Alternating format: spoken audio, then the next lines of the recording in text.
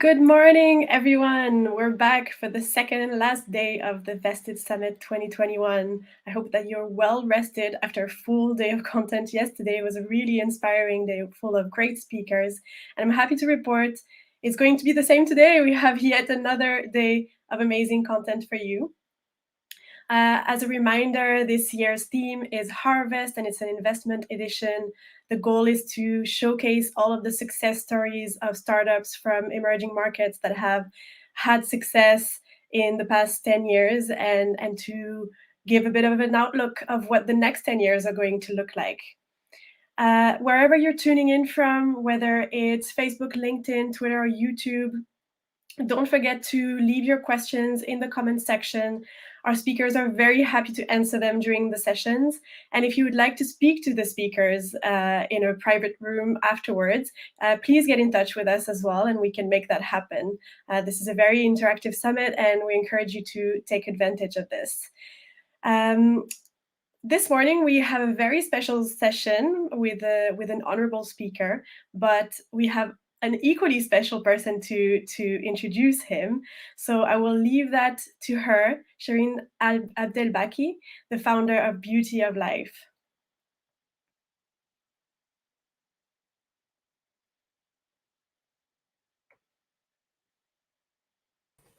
Hello, Melody. Good morning. Thank you for having me.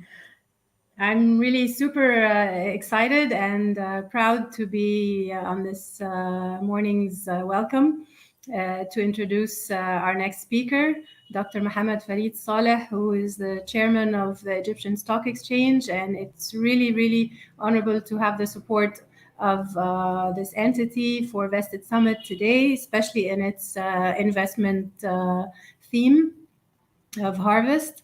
Dr. Mohamed Farid is also the Arab Federation Exchange member and board member of African Securities Exchanges and chairman of Federation of the Euro-Asian Stock Exchanges. So much experience, so much knowledge and wisdom to bring to the floor today. And before that, Dr. Mohamed Farid was also a consultant or advisor to venture capital and financial leasing at the World Bank Group and the Capital Market Authority Advisory Committee. So really coming with a tremendous amount of wealth and knowledge to share with us today. I'm really looking forward to hearing the word of Dr. Mohamed Farid Saleh, especially someone with such financial and economic background, always forward thinking and bringing new things to the stock market. We look forward to hearing from you. Thank you, Dr. Mohamed Farid.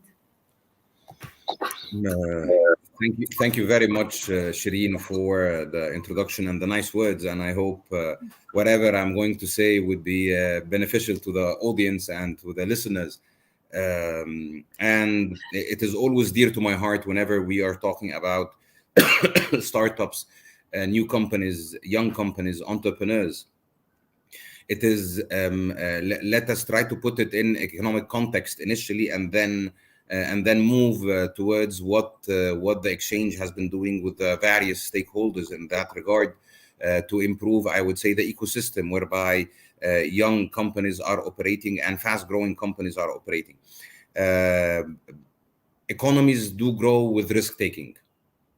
And this is a clear point that everyone needs to be, I would say, reiterating and reinforcing, that without the risk-taking behavior and the risk-taking appetite of young companies and entrepreneurs, I don't see that we're going to see sufficient growth that we are all aiming at in our economies, because ultimately growth would be driving more employment, more opportunities, which is basically one of the main goals of sustainability. You have the SDGs, the Sustainable Development Goals. You have plenty of targets, 17 targets, among which would be quality jobs and sustainable quality jobs. This is one area that definitely entrepreneurial spirits and entrepreneurial companies as well do add to the value, to the economy at large. And as well, they add to economic growth, which is another very important point, to come up with a distribution plan or a more equitable plan for any economy. So maybe economic growth has always been, I would say, the most used economic term political economy term by all politicians and all economists, that we need to create economic growth. People didn't get or don't get why is it important to create economic growth, because if we have any hope of redistributing or ensuring that there is benefits for the least privileged, this cannot be achieved without economic growth. And the economic growth, sustainable one, cannot be achieved without having young companies doing risk-taking activities, and hence their growth gets to be seen into the economy itself. The point of startups, I would say, is not how can I say, there isn't a magic wand whereby you say we're going to do this particular decision by any stakeholder, and you're going to see the startup scene, or I would say the picture as brilliant as anyone would want to see it. It is a series of incremental reforms that you keep putting and trying to, or strive to improve the economic scene for them and the landscape for them, aiming at and hoping for an improved ecosystem. So one of the most recent, I would say, efforts, I'm going to talk here through three main venues, honestly speaking. One would be the taxation component that we have been working with the Ministry of Finance extensively, especially when it comes to VCs and startups. The second item would be the reform measures that we took for the SMEs platform that we are availing for young companies to promote themselves and go public in their early stage of growth, should they have a proper plan. And the last item would be several efforts that are being done by regulators and EGX, such as PACs that we have introduced in the Egyptian context, and as well a new law that is being discussed in the parliament now related to fintech and improving the financing scene for all participants. I'm not sure if the network is quite okay.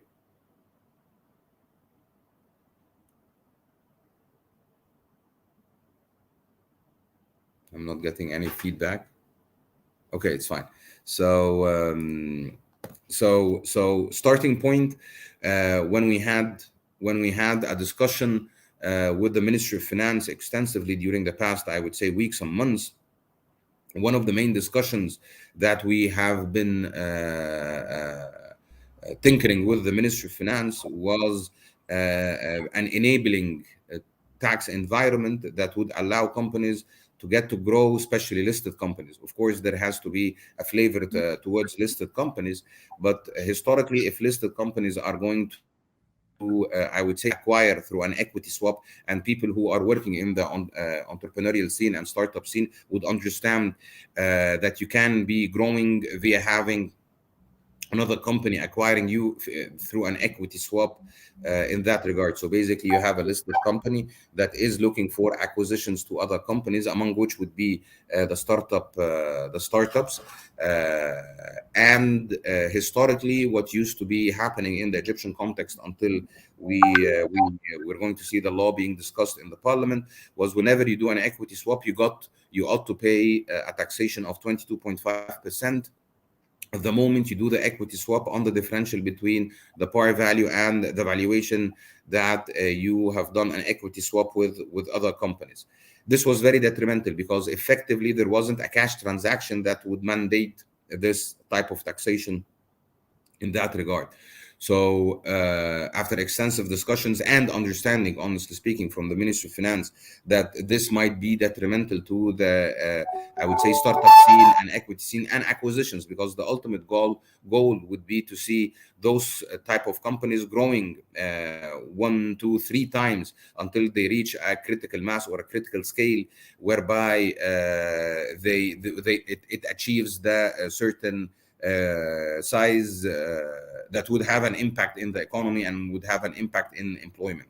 So by enabling the equity swaps and postponing the tax component until actually there is a cash transaction, so basically the owners of the startup, if they go and take ownership of some shares from the listed company, in the equity swap transaction.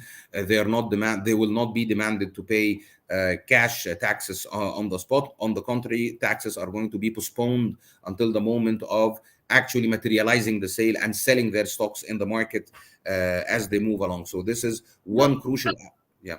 Dr. Mohamed Farid, I wanted to jump in, and I'm sorry to cut you off, but I wanted to put some context also to our audience. We're very pleased to, first of all, have you with us, and we wanted to really highlight. We've been highlighting the role. The role of the fund of funds, the role of the VCs, the role of the government in supporting the startup and entrepreneurial scene, especially when it comes to sustainability. And we also wanted to hear from the stock market. What does it really mean for what is the role of the stock exchange really in actually helping harvest some winners in the market over the next 10 years? And allow me to just share a few things also. There's a big part of the whole startup movement is not just addressing the Egyptian market, but also going regionally, going after other markets. And we've seen the success story of, for example, Fawri, which was an Egyptian startup catering for the local ecosystem. But then we've also seen the likes of Swivel that go fast. They are champions from Egypt. They go fast, attack other markets, and the dream becomes more of a Nasdaq or of a New York Stock Exchange. What is really the role of the Egyptian Stock Exchange today to we've seen it really build the industrial revolution. Come on, really all the factories that today exist are mainly because they went public and are able to the businesses are now publicly traded, and the investors are very, very excited to support such industrial revolution in the making that was the past 30 years. With the digital startup revolution, we're seeing a whole different shift into digitization and digital transformation. And so with that, what is the role of the Egyptian stock exchange in all of that, and what type of startups as well we would want to carve out as a path to become listed one day? And you were definitely talking about SPACs, and this is definitely going to come up in the discussion as well. But I wanted to pause this question first. This is basically what I was talking about, Salma. So the concept of allowing companies to conduct equity swaps once there is, or as long as one leg is a listed company, whether this is an SME or a large company, is one of the roles of, or one of the things that the exchange does provide to startups. So basically, if a startup wants to be listed in the market and they have some traction and they have some aspects that can be exempted from the regulator when it comes to, because the regulator stipulated some sectors that they can exempt from profitability, etc., with the taxation component. I was going to link everything together with the taxation component that we just talked about, of postponing the taxes and make it 10% for the owners of the startup when they get to own in an equity swap transaction the listed shares. So this is one clear point how the capital markets, or how the stock exchange worked hard with the different stakeholders from a regulatory perspective and a policymaking perspective, a tax policymaking perspective, to allow, I would say, companies to go public quickly if they work in specific sectors, and hence the profitability requirement is not required if it is subject to exemptions from the regulator. So this is one clear path. So here it's not only because everyone would be looking at capital markets or stock exchanges and the Egyptian context from a maturity perspective. Once you are mature, then you come to the market. Now we're adding a point whereby you can, in the middle of the road, while trying to grow. You can go through the market by having partners from already listed companies, either a small or a large company, and conducting these equity swaps according, of course, to the regulations. And in that case, you're not going to be penalized from a tax perspective. So this is one route whereby exchanges do enable. What are the minimum requirements for a startup to be able to do such swaps? In There terms is of action, there, there isn't a minimum requirement. The requirement generically for all sectors would be to have some profitability and to have a minimum capital is 1 million. So it's not the point. And even the profitability and the historical financial statements can be exempted from according to the approval of the regulator in case they are operating in sectors that is well known that it takes time until you create this profitability. So this is one important route that was not available, let's say, before. Another important route that we worked on with the regulators and as well the tax policy makers, the Ministry of Finance, was the venture capital scene itself. Venture capital scene, we had the taxation for any investment by VCs in the investee in case of sale was taxed at a 22.5%. Dividends was taxed at a 10%. Whatever is being taxed in a certain percentages.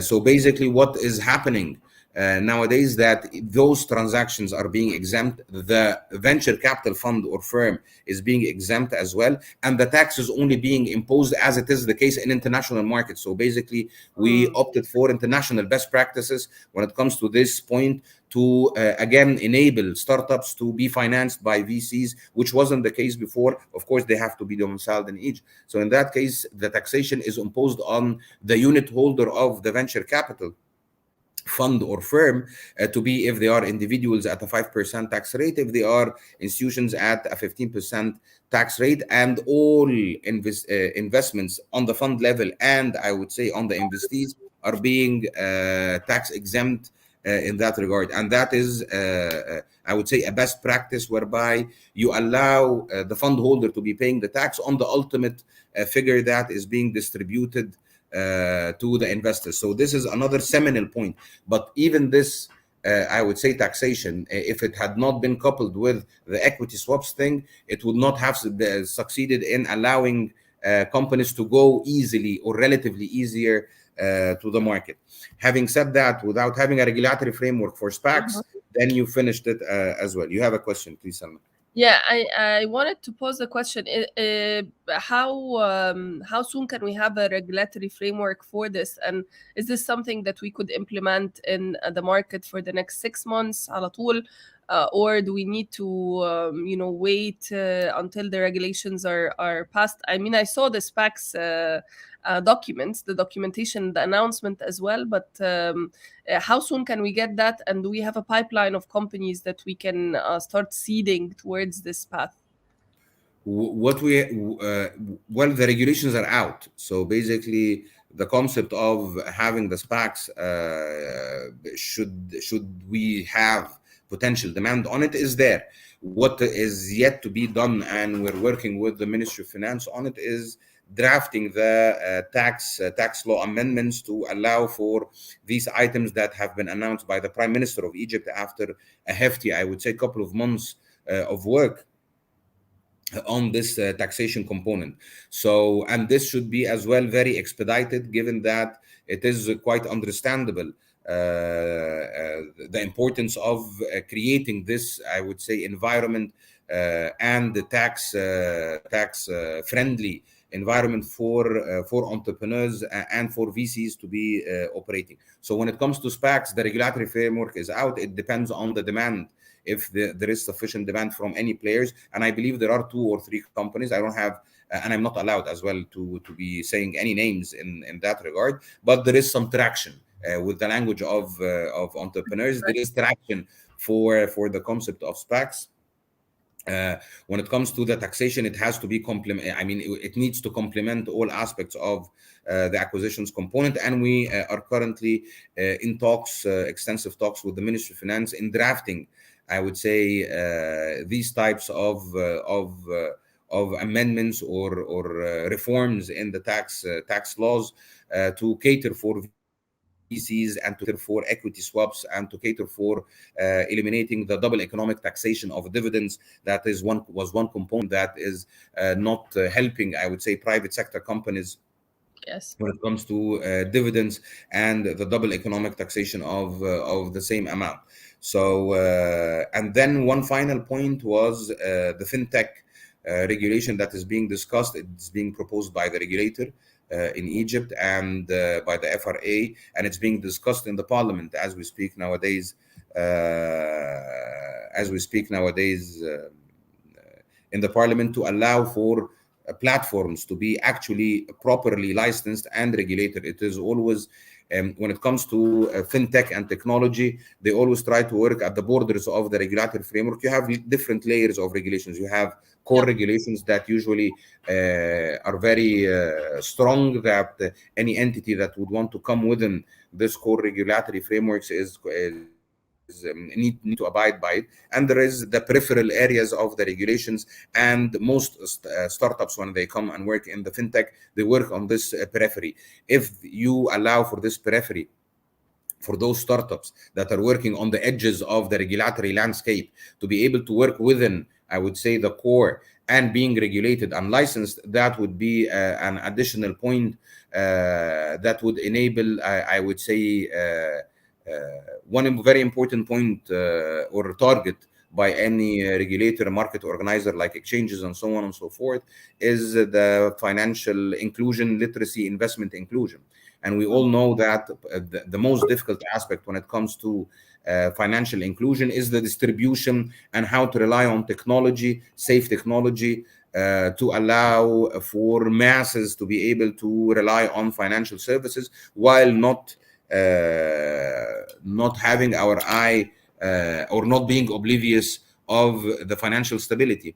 Everyone of course is very proud of what has been happening in Kenya and the M-Pesa, I would say, yes, with the and the mobile application. However, when you look at the number of non-performing loans of those incumbents or those people who manage to take the loans, it's soaring. So there is always a balance between opening the markets and allowing for technology, while at the same time having sufficient regulations for consumer protection. So this is a crucial point to be taken.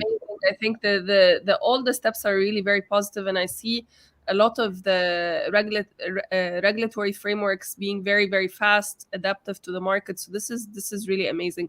My question here is, what do we do also, or are we doing anything to attract foreign LPs into Egyptian funds or Egyptian VC funds?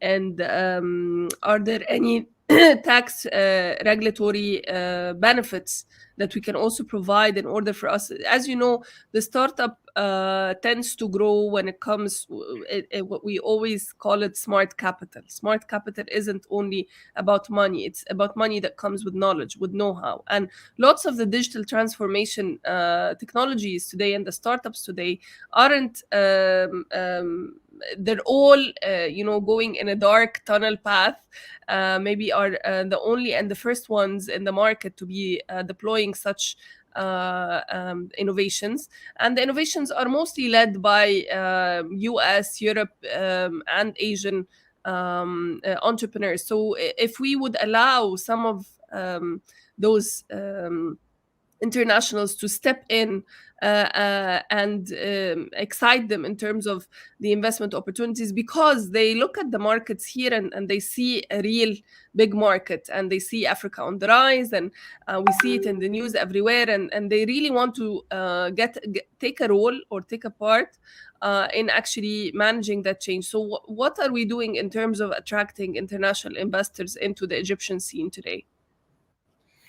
Well, I'll be talking from an EGX perspective, not other, I would say, departments of the government or entities from the government. For us, it's very clear. We support in paving the regulatory framework and the tax policy for it, and the rest would be the role of the general partners or GPs to be informing the LPs with the reforms that are taking place, and they will be able to attract them. So basically, supporting the GPs and the LPs, and this is, for example, what I just mentioned about the VC funds taxation and the VC companies taxation. So the LPs nowadays, they will be having a clear tax structure whereby they are taxed directly if they are institutions or individuals on the fund level, and they have all the investees that is or all the investments and the outcome of those investments and returns are being tax exempt for the purpose of supporting and attracting the LPs.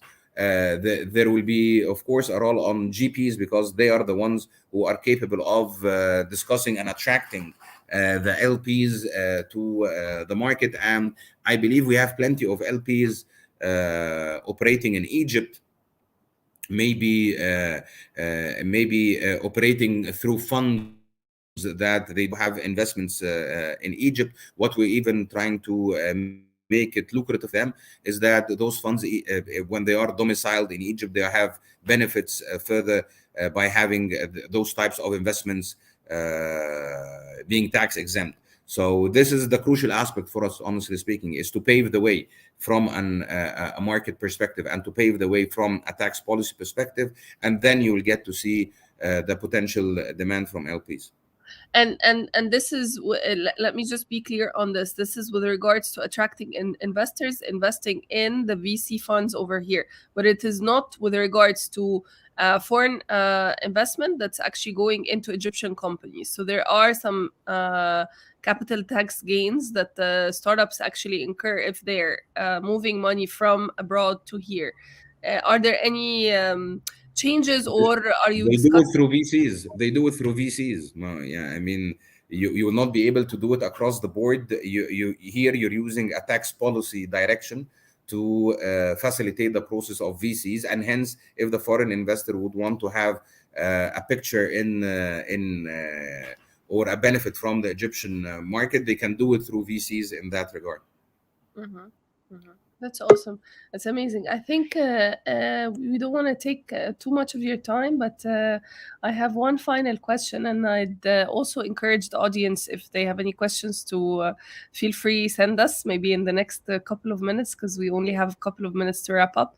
But we all heard the Sisi's speech in COP with regards to the green bonds, and we also know that we are hosting. Egypt is the host of the climate forum for the UN next year. So can you tell us a bit more about the role of sustainability in those green bonds, and what does it really mean for Egypt today? Sustainability in Egypt has a long-standing history. I have to say, we have been the first, I would say, market to issue a sustainability index in collaboration with Standard & Poor's in 2010. And it was called the ESG index, that is looking at companies with the best, which are hopefully the best rated, I would say, companies when it comes to environment, social responsibility, and governance as well. Mm-hmm. And add to that, gender diversity is being added to the listing rules, while having a minimum of 2, I would say, females or women on the board of directors of listed companies. The regulator as well has issued an entire spectrum of disclosures that would be covering carbon emissions, etc., when it comes to sustainability. So the ultimate point. And the regulatory framework, hopefully, for issuing some green bonds in the market. We have seen the state itself, the Ministry of Finance, issued green bonds in international markets worth of 750 million Egyptian pounds, which as well created some traction and visibility of the concept of sustainability when it comes from an environmental perspective. So we are continuing this effort in collaboration with the regulator, and hopefully we're going to do extensive training courses for, I would say, the listed securities on how to do the disclosures of companies when it comes to environment, governance, sustainability, and hopefully combining all of this into impact investing, because you might be having some companies that have some impact on the lives of people. However, they're not much into governance or environment. So we're trying to combine, I would say, the ESG plus I name it. So basically environment, social sustainability, and governance plus the impact. And then you get to see an improvement, a significant improvement. However, we are always in the forefront. Egypt has been a member of the UN Sustainable Stock Exchange Initiative. We were one of the founding members in 2012, one of the 5 founding exchanges for the Sustainability Stock Exchanges Initiative. We always have our footprint when it comes to supporting other exchanges. For example, in Africa, we have conducted a very extensive program via some donors to train 5 exchanges on how to request from companies some sustainability. And then now we are in the phase with the regulator to support companies in their disclosures, because ultimately people are now aware of the importance of gender diversity. People are now aware of the importance of your carbon emissions and your carbon footprint. People are now aware of the importance of governance, and it is increasing in importance significantly, and hence pushing companies and training them. It's not only about pushing, it is about availing support and availing the required dimensions for them to be disclosing these aspects. So hopefully we're going to reach to a point whereby most of our companies can be disclosing this before the COP, the next COP being held in Egypt. I love it. I love it. I thank you so much for your time. I feel like you enlightened us with lots of what's happening. I can see that you're also very, very approachable. So and all, if the startups want to learn more about the SPACs, about what you just mentioned, what would you advise them? What's the best route for them to actually take in order for them to explore the new regulations? As simple as it would be, they can go through our website, egx.com.eg. They go to the listing department and they just send an email, and we will be following it up. Or they can contact me should they wish, and I'll be directing them to the listing department at EGX for them to get to know the listing rules and the requirements for the SPACs and so on and so forth. Dr. Mohamed, Farid, thank you so much for sharing your morning with us. It was really enlightening, and I hope that we can bring you back, but next time, hopefully with a SPAC company that you already launched and is part of EGX. Inshallah. Thank you. Thank you so much. Thank you. This was such a wonderful session. So great to hear from Dr. Mohamed Farid, for him to clarify the pathway to being listed on the Egyptian Stock Exchange for startups, and to hear also everything that the stock exchange is doing to encourage impact in the Egyptian corporate ecosystem. That was really enlightening. So thank you so much. Stay tuned. Next, we have a session on the $1 trillion opportunity that the African conscious tech movement presents. So come back in a few minutes on Twitter, LinkedIn, YouTube, or Facebook, and we will be coming back.